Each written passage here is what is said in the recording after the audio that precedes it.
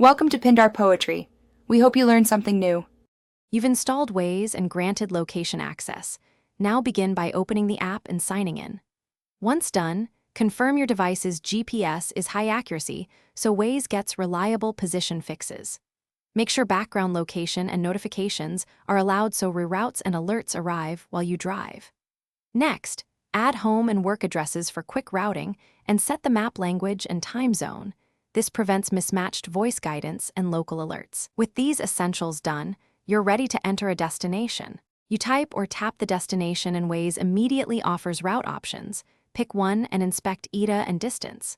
Then customize. Choose the fastest, shortest, or easiest route and toggle avoidances like tolls or highways when needed. Make sure voice guidance is active and the speaker volume suits road noise. Lane guidance helps complex exits. Also enable hazard and speed camera alerts so you get proactive warnings. Once you've tailored the route, start navigation and focus on driving while Waze guides you. You follow Waze turn-by-turn guidance, and it will dynamically reroute as traffic or incidents appear. If you need to change plans, safely pull over to edit or add stops. When you arrive, tap Done and optionally save the place for later.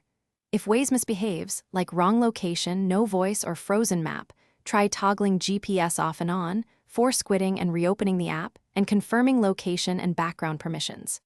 If that fails, clear app cache or update Waze. These steps resolve most issues. Thanks for watching.